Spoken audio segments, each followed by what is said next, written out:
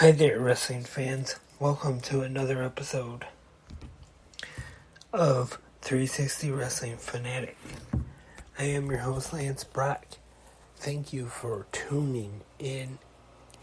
And, I tried to stream again. Was going to do this episode, or not exactly this episode, but episode 326 earlier, and was also going to do it as a live stream, but unfortunately it didn't go quite as planned, and I thought of something for all this week. Was going to try to do live streams, and if we got any donations all this week, I would wait, and for when I start the bell ringing, I would put all the donations for this week that I get in the kettle. But unfortunately, during the stream, Streamlabs, it went okay at first, I thought, and then, for some reason, when I, stopped the stream, it still says we are live on YouTube now, even though we're not, and then, unfortunately, I logged out somehow. I don't even know how I did of Streamlabs, but then for some reason, I'm not able to sign back in, so having a little bit of problems with Streamlabs, so I don't know. And I did make a new Streamlabs account. People are probably listening, saying how easy it is, but unfortunately I cannot figure it out. Gonna try again tomorrow for the second day. Hopefully try to get some donations, but not sure. And let's get on to this episode of 360 Wrestling Fanatic. Gonna talk about this week's episode of Monday Night RAW, live from Wilkes-Barre, Pennsylvania. Tonight's commentators for RAW, once again, Kevin Patrick and Corey Graves.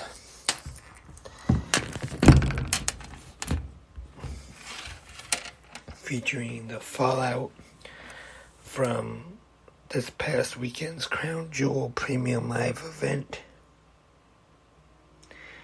And we start off with representing the Bloodline, the Usos and Solo Sikoa in the ring.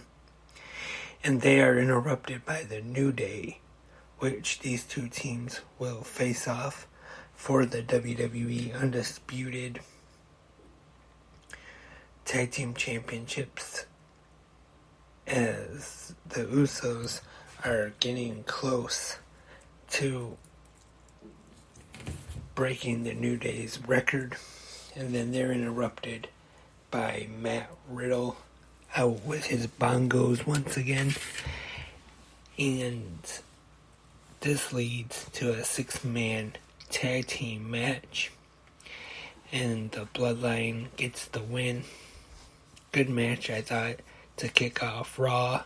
Kind of a lengthy one, with a couple commercial breaks. But good match, though. And then we see JBL out with Baron Corbin. Another pretty good promo from JBL. And Corbin defeats Cedric Alexander. And then Seth Rollins is in the ring, and he is interrupted by the Judgment Day. And then the Bullet Club come out, and then they have a face-to-face confrontation. Seth Rollins escapes, and then they get into it. And then we see the return of Mia Yim come out and help the Bullet Club. And they have finally found a solution to the Rhea Ripley problem. Mia Yim and Otis defeated Elias. And in the ring next, the Raw Women's Champion Bianca Belair, Alexa Bliss, and Asuka.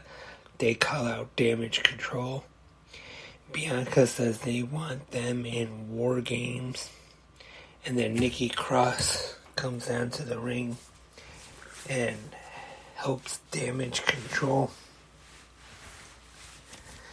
And Austin Theory defeats Shelton Benjamin. And then we get The Miz in the ring cutting a promo about what's been going on with him, Dexter Lumis, and Johnny Gargano. And he says there's going to be a movie about his side of the story, and he's going to file a lawsuit. And then Johnny Gargano comes out and he says the woman who The Miz thought was a movie producer was actually undercover cop, I think it was, or something. Maybe not that, but she wasn't a real movie producer, and she was wearing a camera, and it showed The Miz going over everything that happened, that he was paying Dexter Lumis, and then he stopped. And then we had the match. The Miz versus Johnny Gargano. The finish sees The Miz on the floor, and it looks like he gets dragged under the ring. And then when he comes out, he has one of the extra turnbuckles. And he has the ref check underneath the ring to see who's under there. And nobody's under there. But while the referee is looking, he nails Gargano with that extra turnbuckle. Then goes in the ring and gets the win. And then when The Miz is walking back up the ramp, he is attacked by Dexter Lumis. And then security comes and chases him off. And next up, for the first time in a while on TV, we have a match for the WWE 24/7 Championship, as Nikki Cross defeats Dana Brooke to win the title. Kind of surprising, because like I said, it's been quite a while since the 24/7 Championship has been defended on TV. And it's been defended on the house shows as of late, I know, but on TV it hasn't even been seen. In the main event, the Seth Rollins Open Challenge for the United States Championship. Rollins is in the ring, and then we see Ali on the Titantron, but he is attacked in the back, and it is by Bobby Lashley. And Lashley comes out to the ring, and the match never actually starts, and he just destroys Seth freaking Rollins and leaves him laying, puts him through the announce table. And after the attack, we see Austin Theory, and he comes out, and for the first time ever, someone cashes in the Money in the Bank briefcase on the United States Championship.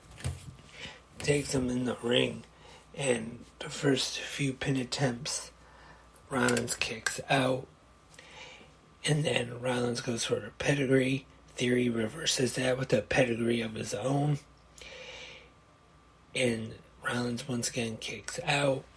Theory hits the A-Town down and then goes for the cover, but then Lashley comes back and pulls the referee out, and then attacks Theory.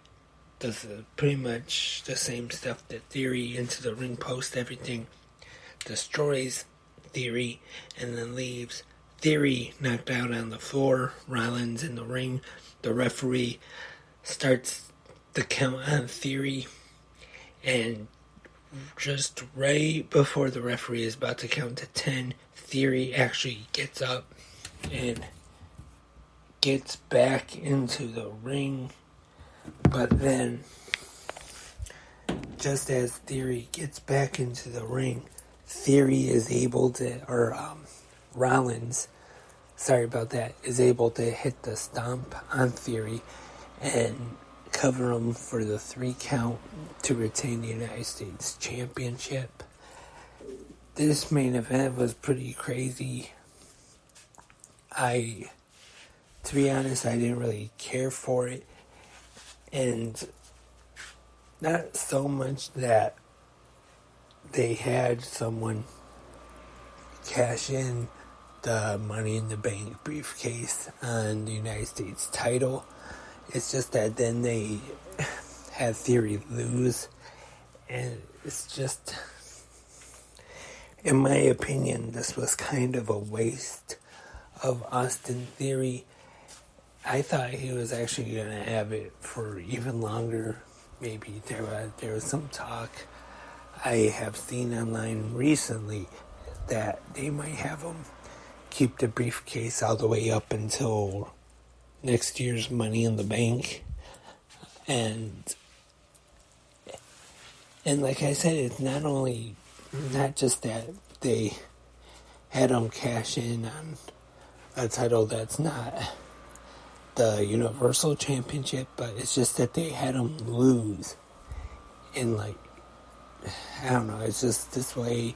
And I know, yes, he was cheated out of it by Bobby Lashley.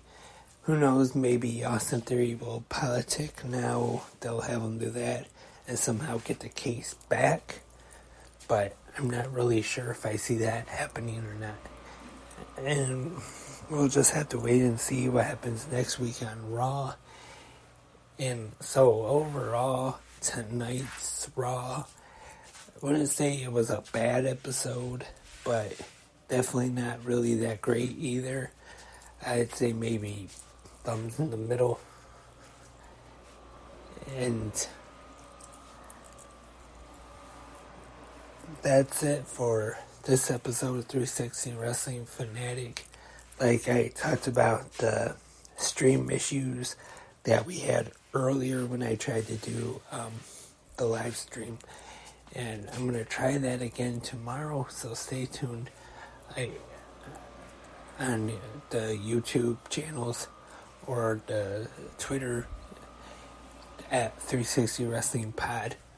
And stay up to date, but we'll also be back here on Spreaker too.